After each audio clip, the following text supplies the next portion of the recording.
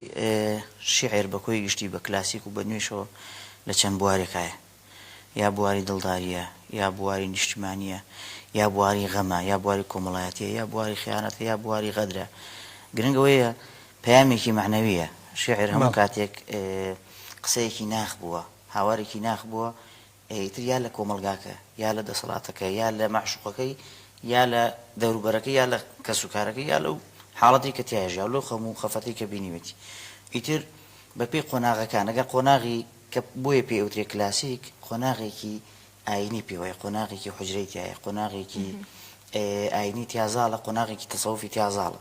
بەوانەی کە ئەوترێ کلاسیک بۆچی فەرقی هەیە لەگەڵ ئەمانەی ئێستەیە، لەگەڵ نوێیەکەیە کە ئەوترێ کلاسیک ئەوان هەمووی پاڵفتەی حوجرە بوون، یعنی ئەدەب و ئەدەبیاتێکی جیاوازیان هەبوو لەگەڵ ئێستەیە، چونکە ئەو قۆناغی ئەوان تایە گەورە بوون. قۆناغی یەکەم پێوترا سوختە، سوختەواتە سوتاو، کابرا ئەسوتا لە ناو دەرس و دەورە مانویانە کرد تا پێیان نەگەیان. بۆیە ئەو قۆناغە وای پێ ئەوترا. ئیتر هەر کەسە بە شێوازی تعبیری خۆی، هەرێکە بە تعبیری خۆی سرن تعبیری جیاوازمان هەیە زیاتر دەرکەوتووە کە دڵداریە هەیە لە پەنای دڵداریەکەی ئاینەکەی چۆن بڵێ بەخێو کردووە، چونکە ئێمە لە کۆمەلگایەکەین، تۆ بێ خۆ بەخێو کرد ناو کۆمەلگایەکە کە جیاوازە. هەموو کاتی شاعرانش ئەویان هەبووە لەگەڵ خەڵکێکی جیاوازە کە گلەیی لە خەڵکەکە کردووە لە تێڕوانینە لە عەقڵیانە لێ دڵ تێکەڵاتنە لەگەڵ خەڵکە تێکەڵی مەحوی. بۆ لەبەرەوەی دایمە مەحکومی تۆ بە کۆمەڵێشتی کۆمەلگاکەتەوە، کۆمەڵێشتەی ئەیلەی باوەڕت پێ نییە، کۆمەڵێشتەی ئەیکی باوەڕت پێ نییە، کۆمەڵی حاڵەتی ئەکەوی مەجبوری لەگەڵ عامەکەی بێ بۆ ئەمە حاڵاتی کۆمەڵایەتیە. اینجا هەنیکیان داخیان لەسەر ئەو شێوازە بووە. زۆر باش مامۆستا سڵاح، بۆ ئێمە نەمانتوانیوە بەڕاستی دابڕین لەو شاعرە کلاسیکیانە، ینی لە قۆناغی ئێستادا کۆمەڵێک شاعری نوێ و کۆمەڵێک گەنجی باش هاتوونەتە پێشەوە و شاعرەکان سەردەمیانەیە. بەڵام ئێمە لە تۆڕە کۆمەڵایەتیەکان لە فەیسبووکە بینین ئاوات کەسێک وێنێکی خۆی داگرێت دوو دێڕی مەحویە وەفاییە نالیە، یاخۆ دەبینین بەردەوام شاعری ئەم شاعرانە لەسەر زاری هەمومانە. هۆکارەکەی چییە؟ هۆکاری زانی چۆنە؟ هەر خۆی شیعر بەشێکی خەیاڵاتە، شعر بەشێکی خۆی خەیاڵاتە، بەشێکی عیشقە، بەشێکی داخە، بەشێکی خەمە، کابرا یا لە عەشقا یا لە خەمە. اینجا ئەو خەیاڵاتانی لە وڵاتی ئێمە زیاتر خەیاڵ زیاتر لە واقع. بۆ ئێمە کەمتر زانستین، پێشینانی ئێمەش هەروە بوونە، زیاتر لەگەڵ خەیاڵا ژیاون، زیاتر لەگەڵ ستەم لێکراویە ژیاون. یعنی ئەوانەی لە قۆناغی پێشووترا سەیری شیعری هەموویان بکە، بەشە دڵدارەکەی لە دەرچی هەمووی هاواری غەدرە، هەمووی هاواری ستەمە. بۆ لەبەری وڵاتەکەی ئێمە وا بووە، ژینگەکە وا بووە، وەکو وڵاتێکی تر نەبووە، شە تۆ وڵاتێکی تر زیاتر زانستیە، سەرێکی لە ڕووی پێشکەوتنەوە ئەوان عەقڵێکی تریان هەیە. بەڵام ئێمە لانی کەم مادەم زانستیەکەمان نییە، با لێنەکەم ئەدەبیەکەمان هەبێت. ئێمە کە لایەنە زانستیەکەمان نییە، با لانی کەم ئەدەب و ئەدەبیاتەکەمان هەبێت. لایەنی ئەدەب چییە؟ ڕۆح پەروەردە ئەکا. تۆ ئەگەر مرۆڤێ پەروەردەی نەکەی زۆر کێشەیە بۆ کۆمەڵگە. ئەبێت تۆ یەکەم جا مرۆڤەکە پەروەردەکەی. جا بۆیە قۆناغی هەر شیعرێک لە شاعیرەکان جۆرێک لەو چەند بوارەی تایە، بوارێکی عیشقە، بوارێکی دڵداریە، بوارێکی نیشتیمانیە، بوارێکی تەسەوفی و ئاینیە. باشە مامۆستا، تا چەند گرنگە لە ئێستادانەوەی تازە ئاشنا بکەین بە هونەری ئەدەبیاتی کلاسیکی بۆ ئەوەی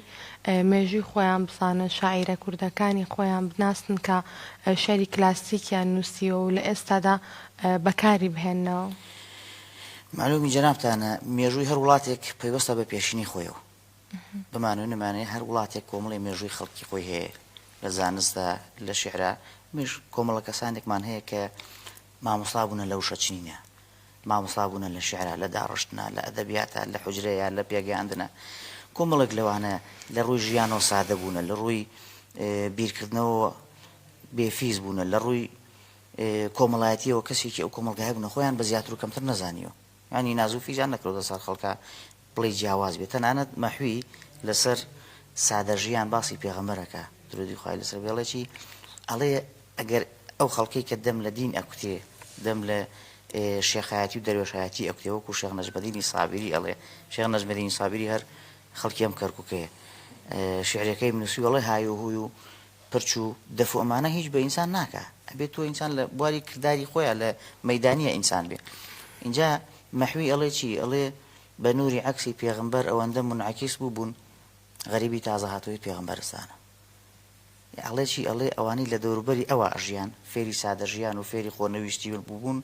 خۆیان بە هیچ نەئەزانی بڵێن شێوازیان جیاواز بێ و مەقامیان جیاواز بێ کێ غەریبێکە هاتە ژوور وازانی پێغەمبەرستانە وازانی پێغەمبەر نێزانین کامە پێغەمبەرە لەبەری خۆی جا نەکردبووە لەوە ئەمە باسی سادەیی و بێفیزبوو نەکالەوەیە ئیتر ئەگەر مرۆڤ بێ سادە بژی ئەبێ وابێ ئەگەر بێ بە ناو بمێنێتەوە ئەوە پێوتێ نەمری باش نەمریەوە مامۆستا ئیستا مەحوی بۆ ماوەتەوە بۆ من نالی بۆ ماوەتەوە سید کامیل بۆ ماوەتەوە حەمدی بۆ ماوەتەوە هەرێکێکان لە جۆرێکیان باسی غەدرەکەن باسی خیانەتەکەن باسی جۆرێک لە معاناتی کۆمەلگاکە کابرا مەسەڵەن غەدرێکی زۆری بینیوە خیانەتێکی زۆری بینیوە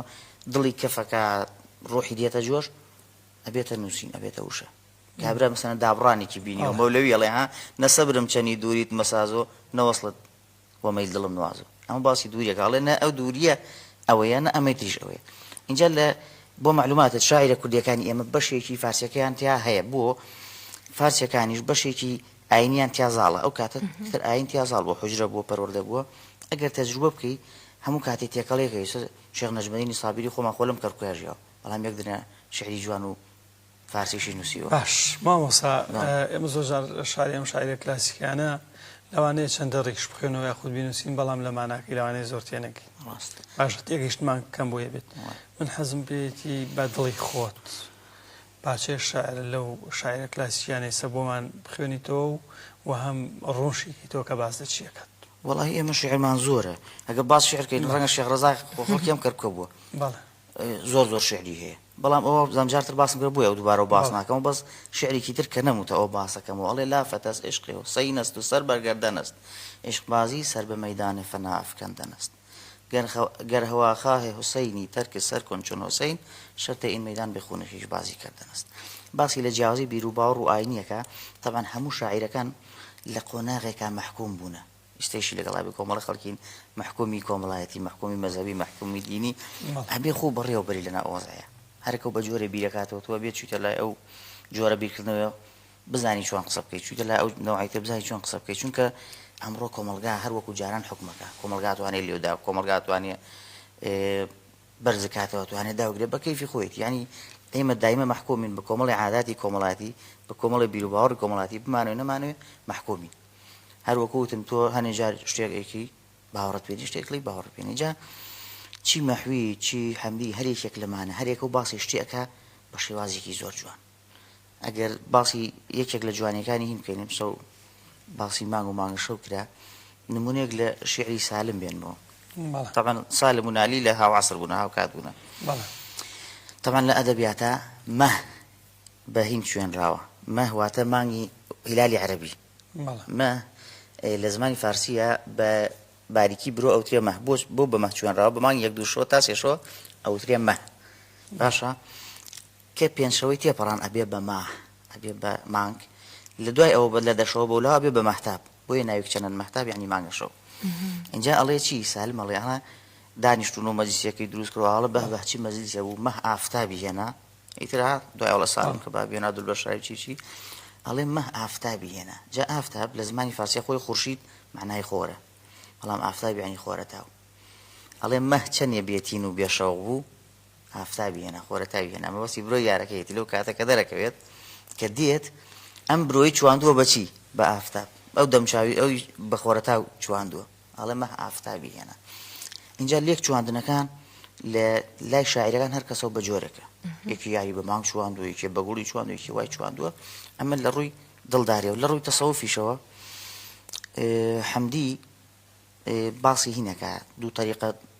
نەقشی و قادریەکە هەر کەسەوە بە شێوازێ ئەمیانی بە بولبول چواندووە ئەویانی بە پەروانە چواندووە ئەڵێ دوو ڕێبازەکە گرنگوێت تۆ لە ڕێبازی عیشقا بەردەوام بی گرنگوێت تۆ لە چوارچەوەی عیشق و ئەوینە بنووسی بڵێ بیرکەیتەوە ئەڵێکی ئەڵێ کە گوڵزاری جیهانی عیشق کرایە ئەم چراخانە یەکی ڕێی بولبولی گرت و یەکی ئاینی پەروانە ئوسوڵی کیشوەری عیشق ئەمما شەرتی نەوەستانە تۆ گرنگەوە نەوەستی لەو بوارەیە ئەوەی کە پێتەکرێ خزمەتگەری کە پێتەکرێ بیلی اینجا ئەڵێ چی ئەڵێ کە دابەشکاری دروست بوو لە نێوانی عیشقا لە نێوانی لاینە ئاینەکانە ئەڵێ یەکی وەکو بولبول هەڵی بژار وەکو بولبول بخوێنێ بەسەر گوڵەوە مەبەستی قادریەکانەوان بە دەنگی بەرز زیکر و شتەکەن و گەمانەی دەفوینەکانێنەیە ئەمەی تریان وەکو پەروانە مەبەستی نەخشەکانە ئەوان طریقە نەخشەکان وەکوین اینجا سێریکە تێکەڵکاریش هەیە سەرەتا بۆ نەشیعر هەبوو شێخی بەهایی ئەڵێ چی ئەڵێ تاکەی بێتە من نایە وێسالێ تۆ یەگانێ ئەشکەم شەبەت هەمچوو سەیل خانە بە خانە خواهد بسرایەت غەمێ هجرانێ تۆیانە ئەی تیرە غەمەترادێ لێ ئوشاق نیشانێ جەمعی بێت و مەشغول تۆ غایب زەمیانە ئەلی رای گۆڕێ تا دێ سەرەتا تۆ هەروازانی کچە تێوازانی مەسەلەن دڵدارێکی خۆیەتی ئەڵێ تاکەی مەسەلەن ماڵ بە ماڵ و شوێن بەشۆن بە دوای تو وێڵ بم و تاکەی بە دواتە فردنەوە ڕێژم و والحاصل دوایی ئەڵێ چی ئەڵێ جەمعی بێت و مەشغول و تۆ غایب زەمیانە ئەڵێ دنیای بە تۆ مەشغوڵن و تۆش لێرە نیت ئەمەستی خوایە ئەڵێ خەڵکێ بە تۆ سەقاڵ و مەشغوڵ بوو و خۆشت دیار نیت هەمووی هەر باسی تۆی و تۆ ونی پەرستنی تۆی و تۆ ونی اینجا کاک سەلاح ماوەی چنێکە خۆت مەشغوڵ کردووە بە شیکردنەوەی شعرە کلاسیکیەکان چۆن بۆ حەزت بۆ دروست بووکەوە دەست بەم کارە بکەین وڵی پێم وا بێ هەنێ حاڵات هەیە فەرقی هەیە ئێمە باوکم پیاوێکی ئاینی بووە لە سنوورەکەیە و خۆی شاعیر بووە یەکێ بۆ لە شاعیرەکانی سەردەمی خۆی و دیوانە شعری هەیە مامۆستا هەم ئاینی بووە هەم شاعیر بووە معلومی جەنابتەوەی کە لە قۆناغەیە دروست بوو خۆی مامۆستا بوو ینی حساب کە بڵێ ئێمە بەشێ بووین لە تەلەبەی حوجرە پاژماوە بووینە لەوە ئەویش بە هەمان شێوە ئەوی لە قۆناغێکی ژیانە یعنی من معجیبی شعرە عەرەبیەکانیم وەکو خۆم کە ئەو دیوانی شعری زۆری هەیە ڕەنگە دە شعریشیە بێ عەرەبیەکانی بەس بەڕاستی شعرە عەرەبیەکانی شعر بوون ینی کە ئەوترە مامۆستا سەید نەجمەدینی پیرادی ڕەنگە بە چەند شعرێکە بدەناسراتەوەی کە لەوانە شعری هەڵەبجە بوو یعنی کە لەوانە باسی فیز و تەکەبورەکە بۆ ئینسانە دوو دێڕیشە ئەڵێ شەرتە تا میزم هەبێ فیزم نەبێ لە فیزدارانیشدا ئازیزم نەبێ ئەڵێ من کە کەسێ بم 24 ساعت پێویستم بە میزکردنێ بێ بۆچی فیزم نەبێ فیز بەسەر کیا لێ بدەم بەسەر چییە بۆچی ئەهلی فیز بم ئەمەی کە لە هینە کۆمەڵایەتیەکانی دواتر شعری دڵداری هەیە شعری لادیانەی هەیە کللتوری کوردواریانە هەیە ینی کاریگەری باوکم بەشێ بۆ لە کاریگەری ئەو حاڵەتی کە جەنابەت فەرمووی چونکە خۆی شاعیر بووە ڕاستەکەی تاکو چەندێک لەگە باوکتا بابەتان ئاڵوگۆڕ کردووە و ئەتوان بڵم خانەوادەیەکی هونەری بوونە من لەگەڵ باوکمە زۆر جار مناقەشەمان بوو بەڵام هاتە سەر ڕایەکەی من چکە بۆ من سەرکارم لەگەڵ ڕێزمان و ئەدەبیاتە زیاتر بوو چکە بۆ من لە یەکی سەرەتایی و لە ئێران تەلەبە بووم کاتە ئێران بووین تا 10 ساڵ کاریگەری زۆر هەبوو لەسەر من لەسەر شرۆڤەکردن و واتاکان لەگەڵ ئەوە ئیستا زۆر جار لە شعرێکی حافزی شیرازیە کە هەیە شعرە مەشهورەکەی حافزی شیرازی ئەوە بزانام جاری پێشوو باسم کرد نازم باسی بکەمەوە فەرموو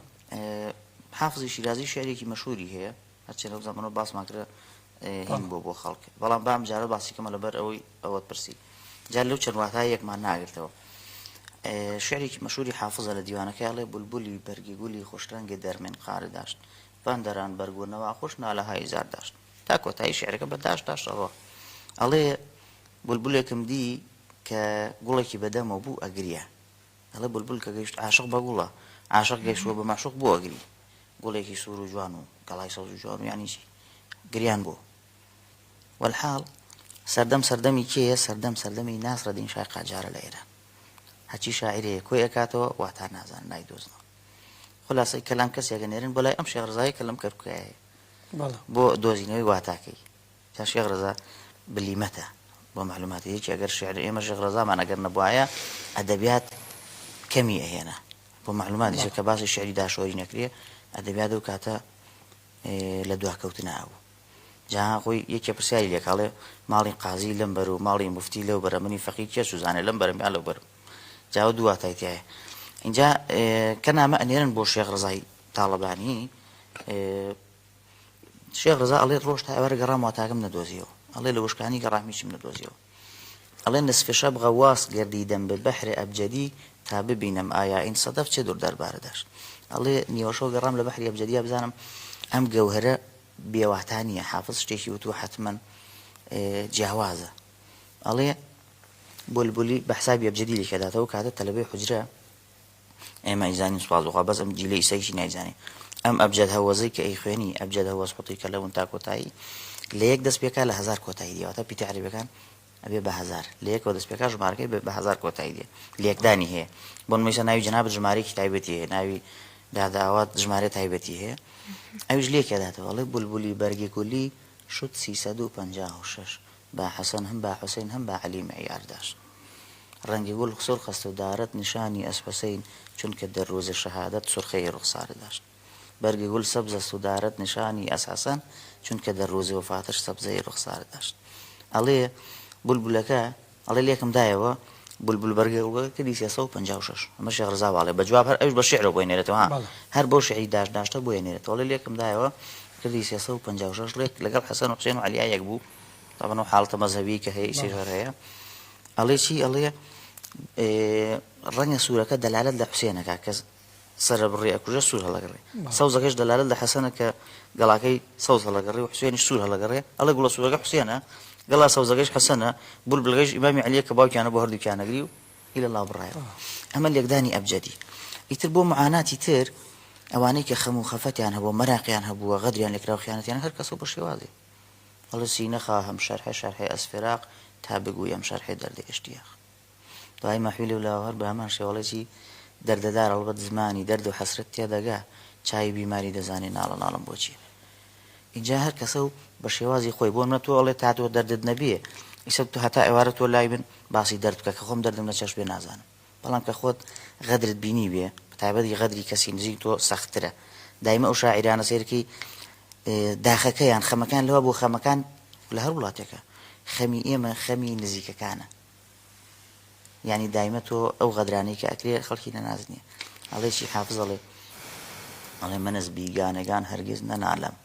کە با من هەرچی کرد ئاشنا کرد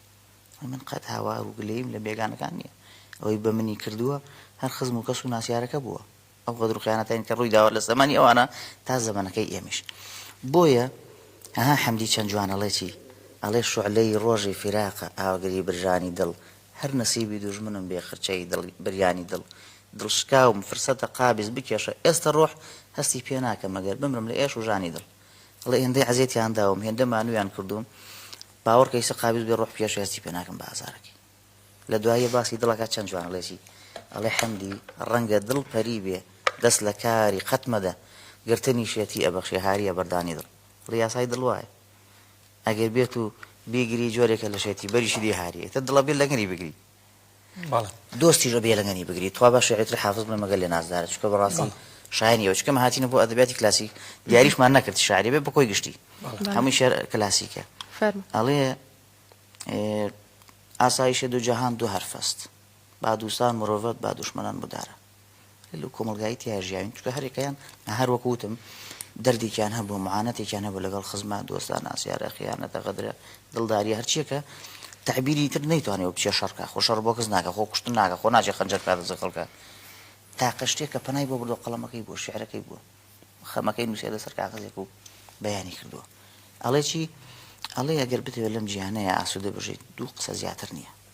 با دووستان مرۆڤەت با دوشمەنان بودارە ئەوانەی ئەهلی دۆستن ئەبێ چی بکەی لەگەڵیانە بێ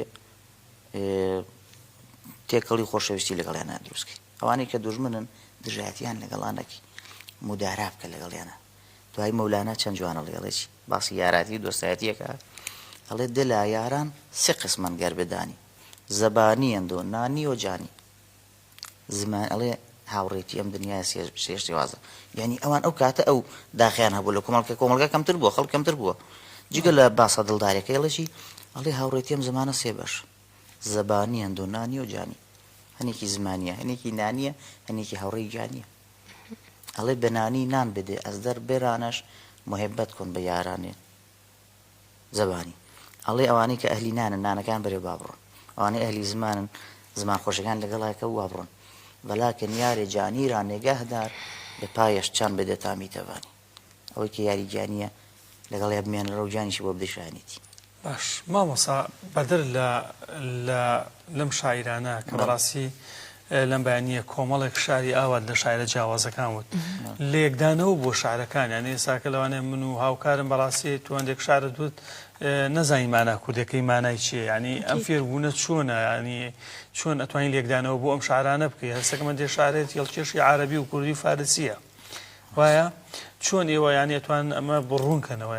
بەڕاستی ئەمە لەوانە گوێ بگرین ئەم قۆناغە ڕۆی باگ واقعەیەک هەیە کرمانج بیلین چۆن بڵێ هەموو زەمانە زمانی خۆیەتی باوەڕ کە زمانی شعریش خەریکە کۆتایی دی مواقعەکە بەڵام یادەوەرێکی جوانە چۆن بڵیسە تۆ کۆمەڵێشت هەیە لە ژیانتە بەشێکی بێ بە یادەوەرێکی جوان ئێمە قۆناغی شعر لە هەر قۆناغێکە بە یادەوەرێکی جوانە بەڵام ئیتر قۆناغی ئەمڕۆ قۆناغی تەکنۆلۆژیایە قۆناغەکان گۆڕاوە بمانەوێ نەمانوێ ئەمڕۆ دنیای زانستی بەشێکی زۆری ئەم حاڵەتەی داگیر کردووەم حاڵەتە ڕۆحانی و ئەدەبیات و عیرفانیە بەڵام ئیتر هەموو نەتەوەگەلانی جۆرێک زمانیان هەیە جۆرێک دەربڕیان هەیە یعنی هەموو ئەوانەی کە لە وڵاتی خۆیان مەسەن غەدرێکیان بینەوە خۆشان گەڵێ چی ئەڵێت چه غەریبانە تۆ با یادێ ڤەتەن مینالی من چه گویم کە غەریب بەس دلم دەرڤەتەنە باسی سازەکەی ئەو کەسێک کە پێشتر سازی بۆی ژەنیۆ لەگەڵ شیعرەکانی هەڵێت تۆ چەندێ غەریبانە چەندێ نامۆیانە دانیشتووی بەدیار ساز و ئاوازەکەتەوە ئەی من چی بکەم لە وڵاتەکەی خۆما غەریبم من غەدرەکەی من معاناتەکانی من لە وڵاتەکەی خۆمایە اینجا بەڵێ باشە کاک سەڵاح چکە لەوەی کاشیکردنەوە بۆ شعرە کلاسیکەکان دەکەی خۆشت دەستی نووسینی شعرت هەیە هیچ شعر ئەنووسی وڵی جاجار ئەینووسم بەس هەر ئەیفۆتێنم هەر ئەینووسم ئەیفۆتێنم زۆر بڵاوم نەکردوتەوە ئێستا بە نمونە بڵێم شۆ ئەمە نووسی هەر خۆی قسمەت باو بە چواری هات ینی هەر باسی لە دەرد و غەمی خۆم بوو ئیتر قسمەت ئاوا هات نووسیم ئەس دەرد و غەم و محنەت من کجا رەڤەم از دست رقیبان اهل از دست رقیبان نا اهل کجا روم به دیدار شما آمدم خوشا به این وقت پس از این دیدار جانی من کجا روم ئەڵێم لە دەرد و غەم و میحنەتی ئەم دنیای منە بێ بۆ کۆستەری خۆمەڵگەم دەست ئەوم خەڵکەنە ئاهل و راجۆرە خەڵکی نامرۆڤ زۆرن لەگەڵ ڕێزم بۆ جنابتان به دیدار شما آمدم خوشا به این وقت خوش بە حاڵێک کە ئەم کاتێک کە بەیەکەوە بووین پس از این دیدار جانی من کجا روم ئەو گریمانوتم کاتێکی وال لێرە بکەن ئەی دوای و کاتە ئینسان بۆ کێوسەری خۆی ڕەنجا خۆشترین کاتەوە ئینسان کاتی بەهین بڕوا بە ئەدەبیات بڕوا چکە لایانی عیرفانی و ئەدەبیات ئەوەیە کە ئیتر یادەوەرەکەیشی خۆشە سەید کامیلی ئەڵێڵێکی کە لەگەڵ یارەکەیان ژیاوە بە خەوبینینەکەیشی دڵخۆشە ئەڵێت دەڵێن یارم لە شەودا دێ و لە خەودا لە بێداری دڵم بێزارە ئەم شەو یعنی تەنانەت خەوەکەیشی دیداری لە خەوەکەیش هەر پێ خۆش بوون جا دیداری دۆستان لە خەویشا بێر خۆشە دیداری جنابتان و دانیشتن لەگەڵ ئەهلی دۆست و ئەهلی ئەدەب و ئەهلی عیرفان کاتی بۆ نیە هەموو کاتی هەر دیدارێکی ڕۆحی و تایبەتە دەسەکانت خۆش بێ بەڕاستی چەندێک لەگە توێ دانشین هێشتا بەڕاستی کەمە و ئەم بەرنامانە پێویستی بە زیاترە ئینشاڵڵا ئێمە هەر بەردەوام تەلەڤیزیۆنی کەرکووک ماڵی ئێوەیە لە داهاتوو بەرنامەی جوانتر و باشتری شەکەین